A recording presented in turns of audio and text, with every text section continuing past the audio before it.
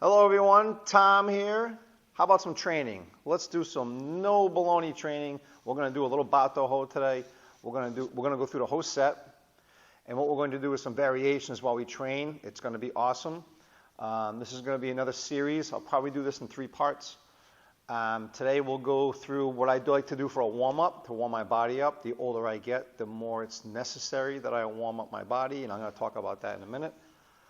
And then we'll do maybe junto soni each, junto soni ni, and then on the next video maybe we'll do the second 2, and third video we'll do the last 2 or 3. But we'll break it up a little bit. So what we'll do today is the warm-up, and then we'll do the first 2 waza and some variations. And like I said a second ago, the older I get, the more I realize that I really need to warm my body up before I do any type of athletic movement. This is because as we get older, our muscle mass reduces a little bit, and our tendons and our bones, they tend to take over. And especially the tendons and ligaments, they don't have the blood supply that a muscle does. So we need to take care of them a little bit more as we get older. I've been learning this stuff the hard way over the past 5 or 6 years. So what I'll do is I'll show you what I do, and what I like to start out in is like a shikodachi, like a horse stance, and just sort of get the blood going, that's all. Nothing fancy. Whip the arms around with control. Relax my breath. Relax my brain. Forget about what happened earlier today. If it's first thing in the morning like it is today for me, not worried about what's ahead of me today. All I'm worried about is right now and warming up my arms. That's it. After I do this a few times, I'll keep the same stance, but I'll go a little bit lower. This is going to warm up my quads a little bit more. And I'll make some circles. I'm going to take my fingers and point them up. Make some small circles. Doesn't matter which way you go because you're going to do both ways. And you notice I can move my legs up and down a little bit too. That's going to warm my hips up. If you can't go that wide, you bring your feet in. That's fine. But please try and go as wide as you can. You're going to feel your muscles not enjoy this. Like an iron horse stance, right? Start doing punches, right? Nah, we'll just do this. Then we'll go the other way. Now from here, we're going to stretch our shoulders and our arms. And this is where it gets very important. You take one arm and bring it right across. Now the mistake that most people make, I even see athletes on TV do this incorrectly. They'll do it down here. This doesn't do anything. The elbow needs to be in front of your mouth. And then you're probably going to hear the microphone sound differently. And then you're going to pull it over. Keep the feet straight ahead. Use the other hand to pull this right over, and you're going to feel stretch right into that lateral or side part of the shoulder. Lateral means on the side. And we'll do the same thing with this one. And now what we can also do, I didn't mention a second ago, is turn the head the other way. You'll feel that in the neck a little bit. And don't pull too hard. I'm sorry if the microphone's muffled. All right, we'll do this a few times. And notice I drop my arms for a second. That kind of helps relax me too. And it's nice and easy. It doesn't have to be really, really hard here. Okay? Good. Now what I like to do next is I grab a jo, a stick, broomstick, even like a t-shirt, anything that you can grab with 2 hands. And what I'll do is I'll do this motion here with my hand, and I'll grab it, and I'll take this top hand, and I pull up. So I'm stretching this arm over here, and this arm is pulling it up, and I'm going to hold this in place. So again, you don't need to use a stick. You can use a t-shirt or a towel, or I like to work out with bands too sometimes. I'll use a band to do this. Makes it have a little more give to it. Now this is going to stretch more the anterior or the front part of your shoulder. It's going to flex those bicep tendons, that long bicep head. Whew, man, that's something. And that goes right along here in the front, which means anterior means the front. And what you want to do is make sure that you're really taking care of that part of your shoulder. Because if you get a shoulder impingement, that means that things are getting squished in the front and on the top, or the superior part of the shoulder. So I'm doing the same thing with this arm. I just switch it. This is my bad side, so I always take a little extra time here and a little extra care. I have my left hand just kind of rested on my head when I have a good spot. Give that a little stretch there. Oh yeah, that feels good. Now, if you've never done this stretch before, and if you're having trouble doing this, if you can find a partner, have someone just grab your hand and bring you to that spot until it hurts, then back off. Because you never want to stretch in pain, because then you're going to injure tendons and ligaments. So just where you feel a little bit of stretch, and eventually you'll be able to get there. Another thing I like to keep in check is, if you can see it in the camera, I try to make sure that, actually I'll go here, that this hand can go all the way back like this. Sometimes when we have shoulder injuries and we don't even realize it, the hand cannot go all the way back. So if you go up against a wall, put your elbow up against the wall and bring this hand up, see if your knuckles can touch the wall, okay? And you're going to do the same thing down here.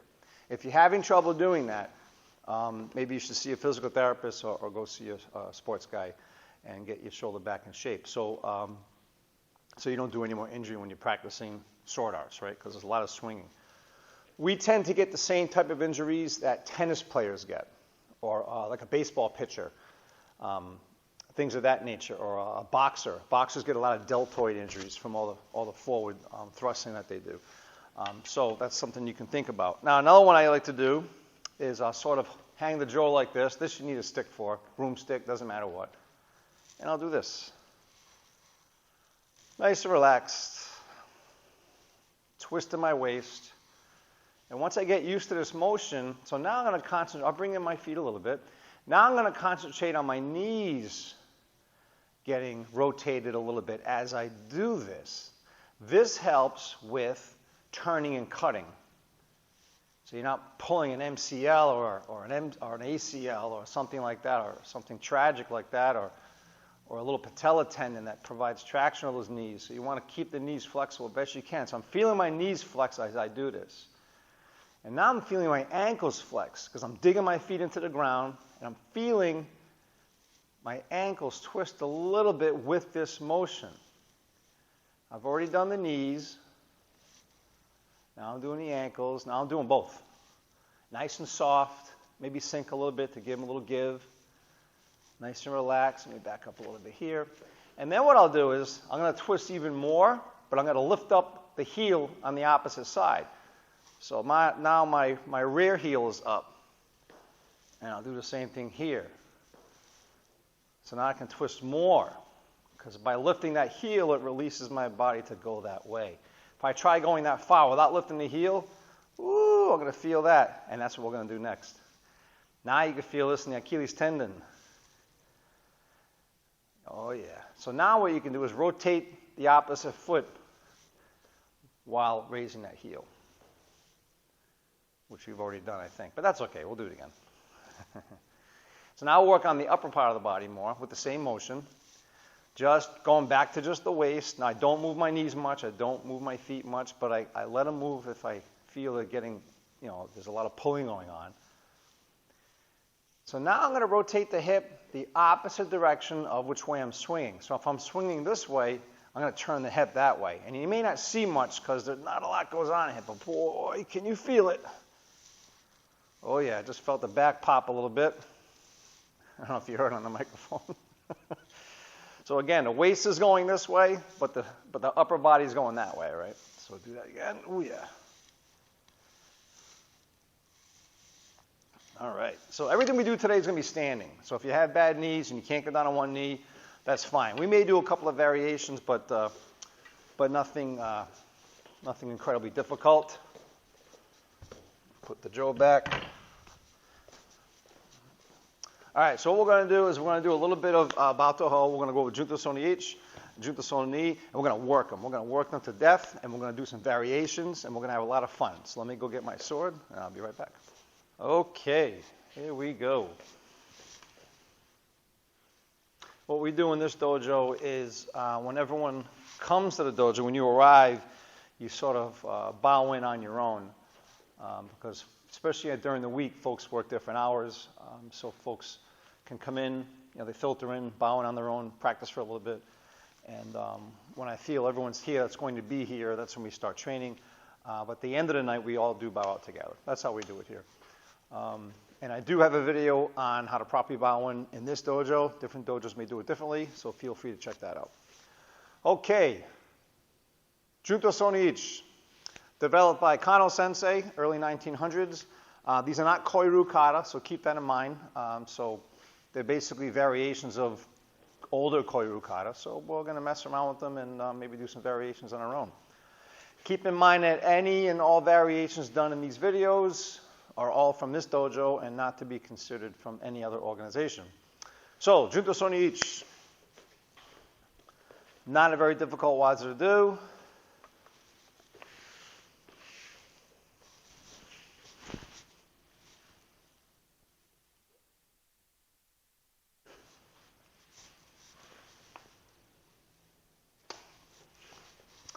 So what we're going to do is we're going to go over it. We'll go over some basics. So you'll notice that my suba is at my center. Okay. I'm relaxed. I've already did a little bit of a warm-up, so my blood's already flowing. I'm going to take my left hand and bring it to the sword. My right hand is just simply resting on the front of my thigh like this. And as my right foot comes out, my left hand pushes the sword out, and I'm popping open the suba at the same time. So Koigashi Nikita Kata is happening already. One, now all my right hand has to do is scoot up, elbows down, and for my second step, the left foot goes forward, and now the right hand goes with it. So it's sort of the opposite. We're learning coordination here. Left hand, right foot, right hand. And you can say that in any manner you want, as long as you understand that you're learning to use the opposite ends of your body to do coordination. When folks watch this, they say, oh, that's pretty easy till they try it. So 1, 2, and then we do our nuki here. And from here, we're going to do our furikaburi. Take one step and then cut down. A moyuru style chiburi. The left foot falls back. Don't step back. Grab your saya. Noto.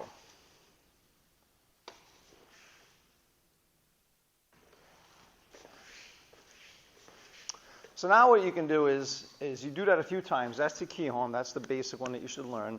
And then we can sort of do some variations a little bit. And by a variation, I don't really mean doing something completely different.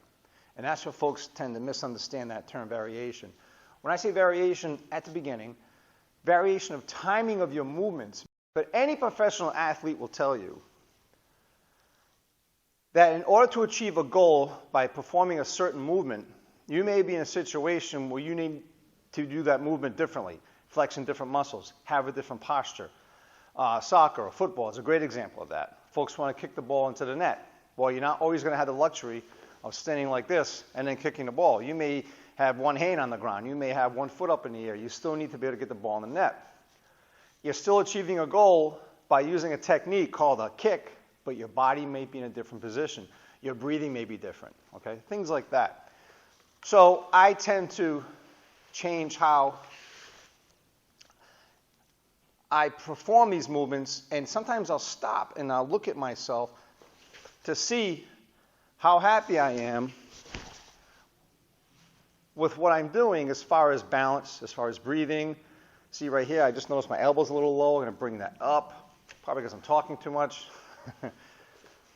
Now, I just fell back for my, to get ready for my noto, and I noticed my sword wiggled a little bit. I didn't like that, which meant what? I was probably holding my breath, right? So I'll just relax. So change up timing of each movement.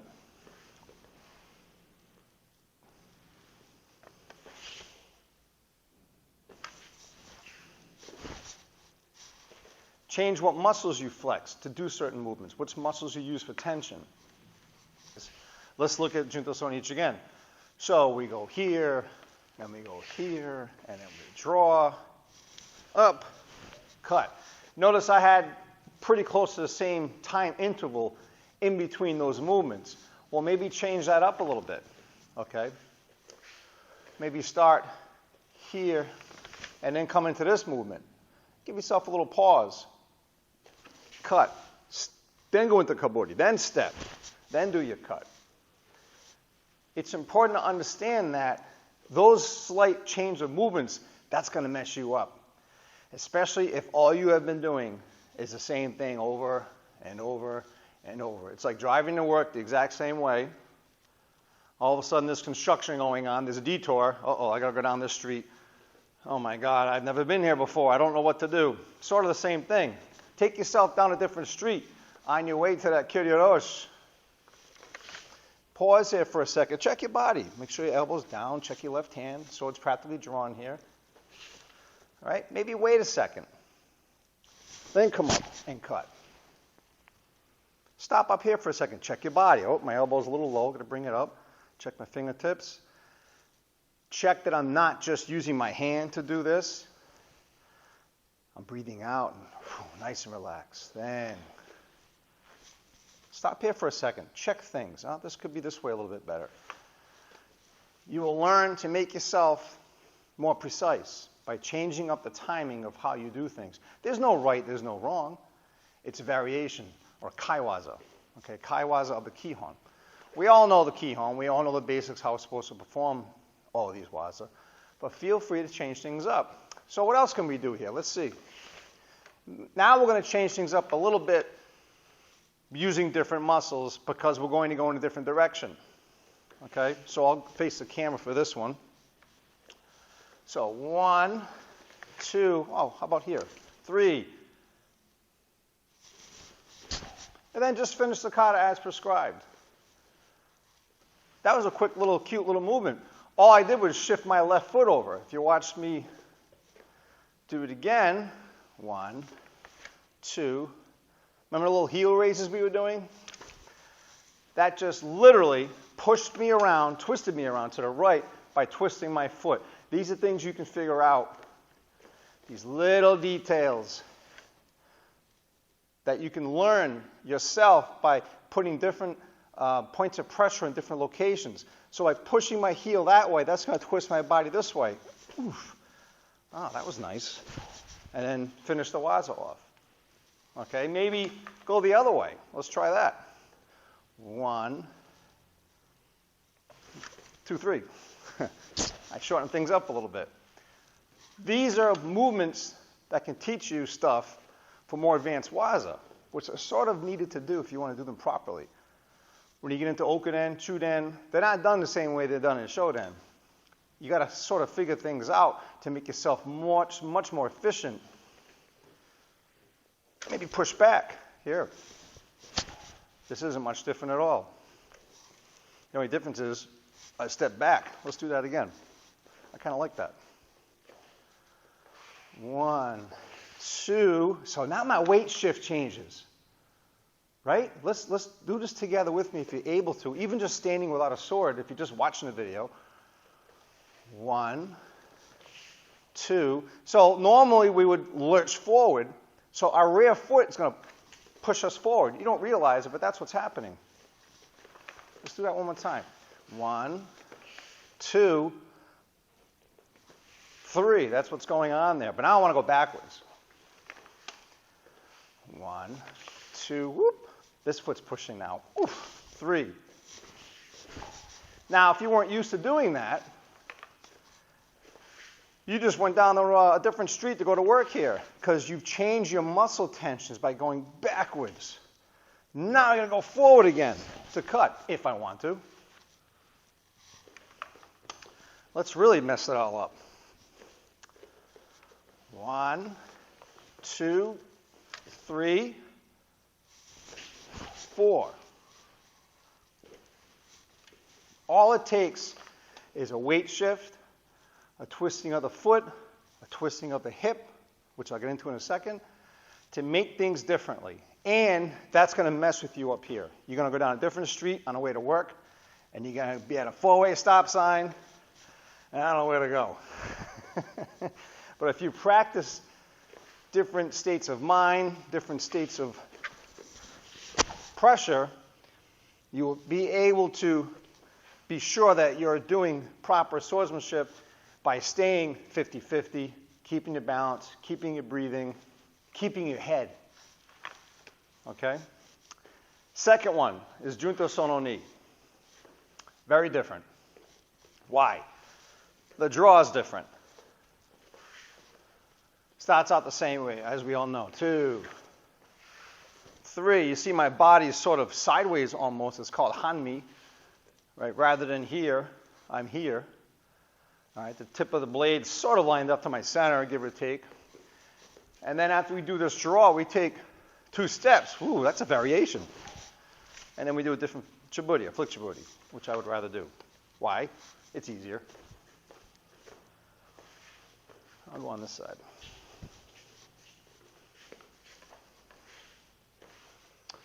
One, 2, boop. And I take 2 steps. 1. During the second step is when I raise my sword to do the cut, right about here, when my feet are together, and then I cut. Flick chiburi. Noto. That's how the waza is performed.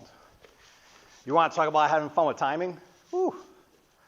I actually like this one more than the first one. Even though it's not really our style of sword here, we are more what's called tanimuraha, which means things are more squared off. This one is not. But I like the concept of having more steps to do. And I like to change that up. I'm going to come off the camera for a second. Now watch how I change this waza up. 1, 2. I'll take a bunch of steps. Go all the way across the room. Maintaining my posture. Maintaining my center line. So I don't end up doing this. That teaches me to keep my posture while I'm practically running with a blade in my hand.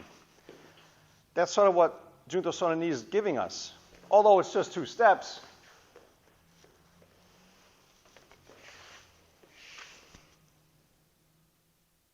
You can sit here for a second and say, now what can I do from here? How about this? All right? Why not? Easy access to someone coming this way. Is that what the kata does? No, but it's something you can be considering that you have to do. Maybe the opponent moves on you, okay? So why I brought that up is because of the hips. If we look at Junto Sono Ichi,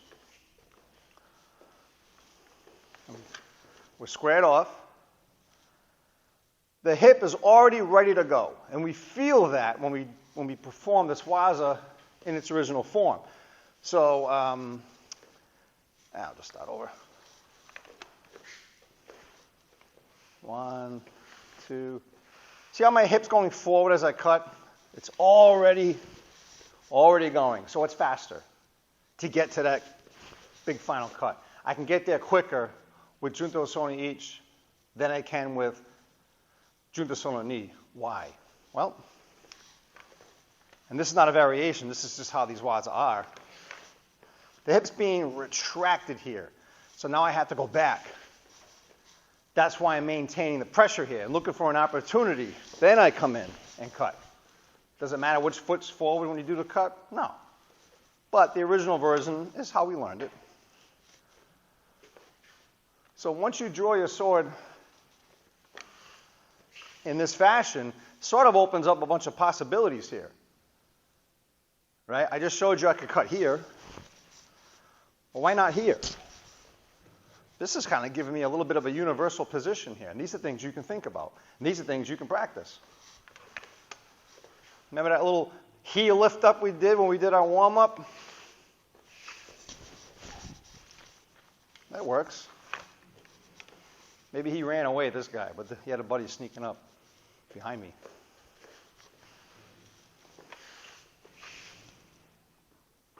One. And 2. I paused to see if you folks would figure I was going to do that. Let's do that again. That was fun. 1, 2, 3. Maintaining 50-50. This is hard to do when you change things. And when your weight is in one direction or the other, you are committed to that position.